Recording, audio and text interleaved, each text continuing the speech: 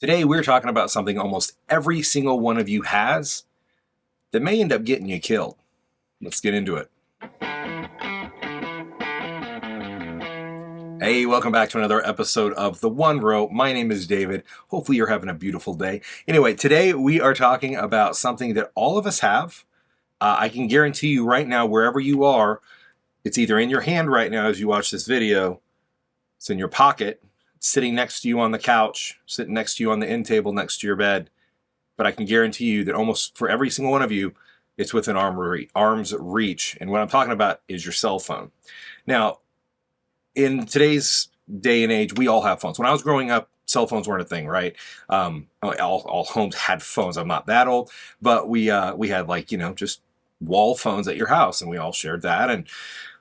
And then when I got to, for me, when I was starting college, cell phones started to come out and be regularly available. I know they came out before then, but they were kind of mass adopted then.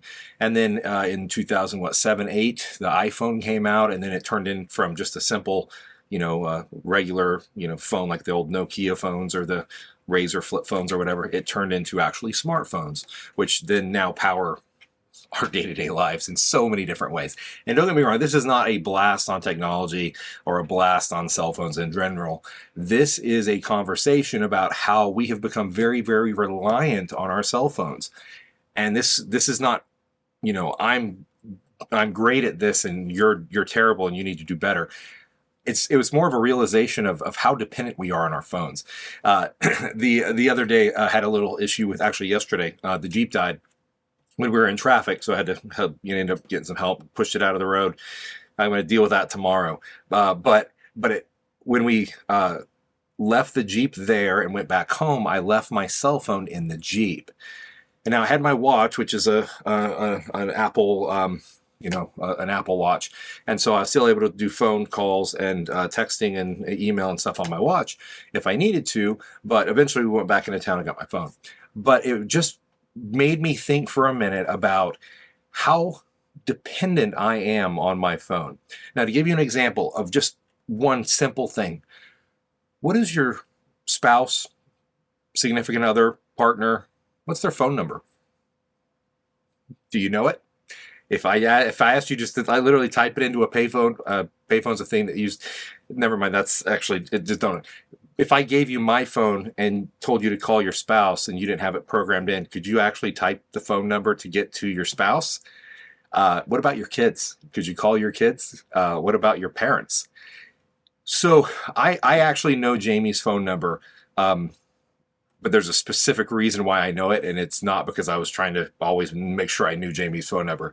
It was for another reason. But I frankly, I don't know my kids' phone numbers. I don't know my mom's cell phone number. I don't know any of my family. I don't know anybody's phone number. If we were in a disaster situation and my phone died and I had to call somebody, I would have no idea what to do, because phone books, those aren't things anymore. Without a smartphone, how are you going to get online to actually look up numbers? So yeah, I think we've all got this problem, right? But this video is really about the dependence that we have on this thing in certain ways and what we should do to kind of maybe change. So, for example, my iPhone here, I'm an iPhone guy. If you are an Android guy, great, cool, I don't care. But whatever it is, I think that it's time that we kind of recognize our dependency on these things and maybe do some things to be a little bit better prepared for our daily lives, because we lose our phones. We, and God forbid there's any kind of serious disaster of some kind, and we are, there's potentially some solar flare issues that happened in Europe a couple of weeks ago. In Spain, Portugal knocked out power. There's some argument about what the actual cause was, but it most likely was actually a solar storm. They caused some power issues there.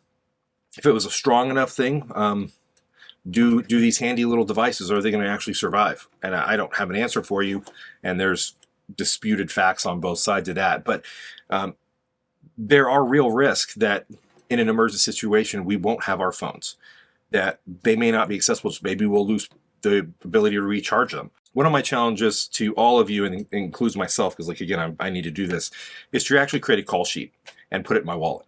So put in my all the important phone numbers. I need my spouse's numbers, my kids' numbers, my parents, my aunt and uncle, in-law numbers, everything like that. So that if there is ever a disaster of some kind, if I ever need to access that information without my phone, then I'll be able to do that. So that's one dependency that I think we all need to do better with.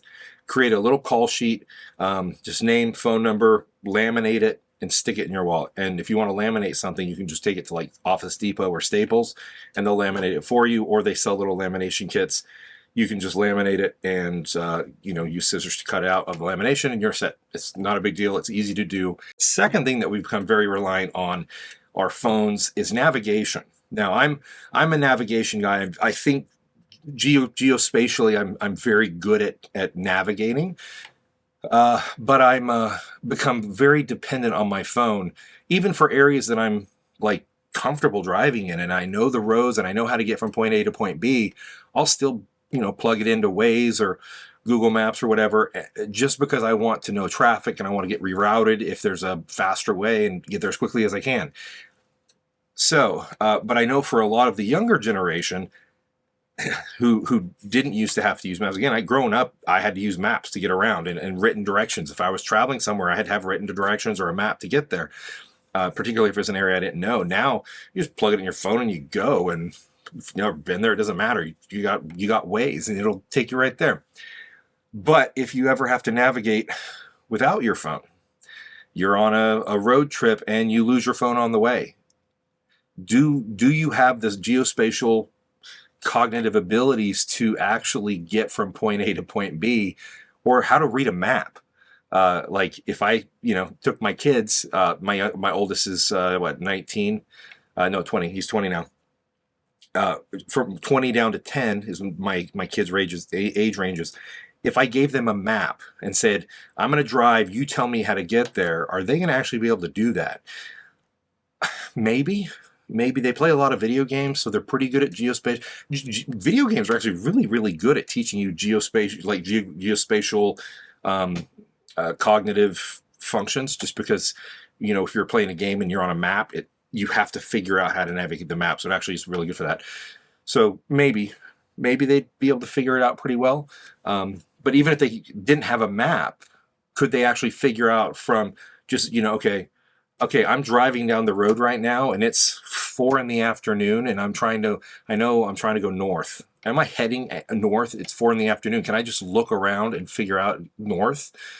It's kind of a basic skill, right? Like, okay, well, the sun rises in the east and it sets in the west. And if it's, if the sun's over here, then north's over there. And, you can, do the kids know? Do you know? Right? And so I guess that's another challenge is, can you function driving around or getting from point A to point B without, the Australian voice on your phone telling you how to get there? So that's number 2, is actually practice some. Buy an old school map and just drive around. Try to get places without using it, and you have it as a backup if you don't have the time to deal with it, obviously, whatever. But give yourself a little extra time and try to get there the old-fashioned way. By actually thinking about it and figuring out where you're going. Anyway, so that's challenge number 2. The third thing that I think, which is, again, it's a good and a bad thing, is that we literally have almost the entire history of the world, all of human knowledge available on our phones. Now, maybe you don't know how to access it, maybe whatever, but it's available to us. I mean, literally all human knowledge that we've accumulated to this point is available on your phone, which is something that's never occurred in the whole history of mankind that we know of. It's a pretty impressive thing. But I think that overall we are very much, we're not a people that read like we used to. Growing up, I used to read all the time. Growing up all the way into college and even through college into almost till I was about 30, I read all the time. I still will listen to books on Audible, but I don't actually crack open a book and read, much less crack open a nonfiction book and try to get smarter and improve my brain. So even though we have all this knowledge on our phones, And I think we take advantage of that, obviously, like, hey, Google, who is the thing where the thing happened? I mean, we can just ask our phones, right? And it'll tell us. But that doesn't mean we actually know. And we don't know the story. We don't know the context. And I think there's something to be said for having read a book about the Roman Empire and understanding why the Roman Empire fell, right? So, or whatever the topic may be, but actually diving into it. I picked up a book on Audible, and obviously I'm not reading it like a regular book, I'm listening to it, but it was a history of the world, really, really well done history of the world. And as I go through it, I'm learning all about these ancient civilizations and the Sumerians and what happened to them and how they fell, and then the people that came after them, and obviously it's kind of in one ear out the other to an extent, but it's helping me frame, particularly from a history standpoint, one civilization to the next. And not that I would, again, remember that it was these guys and then these guys and these guys. It's not the point, but it's to see patterns, right? And to learn some of these patterns is fascinating to me. Now, obviously there's great, benefits in learning a lot of how-to style books, particularly when it comes to preparedness, like how to fix a car engine, how to change your own oil, how to wire circuits to a light bulb, how to connect light bulbs to a battery, basic electricity, basic plumbing. I mean, those are all kinds of skills that you can learn, which if we have access to the internet in a disaster would be great stuff to know. But again, are we going to have access to our devices if the power goes out for an extended period? So maybe we should take the time to actually learn some of those skills now, take advantage, do it the old way, whether it be buy a book or I mean, I guess you could it's probably better to buy a book. I mean, I got some books over here and I need to read through them. Some I've read, most I haven't though. They're more references that go, if the power ever goes out, I know how to start a garden. It's right in that book. But that book needs to be in here. So if that's gone, that needs to be the secondary resource. The first resource is the skills and the knowledge that I cram into this old fuzzy memory of mine. Anyway, those are three things. Get your important phone numbers into some kind of a card in your wallet. Get it laminated so that if you ever lose your phone, you actually know the actual numbers to push into your phone to call your spouse, to call your kids, your loved ones. Learn and maintain your ability to get around. It's just a key thing that we just, we need to have our phones for when we need to help, but try to not use them all the time, just so that you force yourself to use your brain a little bit more. And obviously learn skills and gain knowledge so you have access to it when you don't have your phone. Anyway, 3 things that I recommend helping us to not be quite so reliant on the old iPhone or Android. Anyway, if you ended up enjoying this video, please smash that like button. Subscribe to the channel if you haven't. We'll see you next time.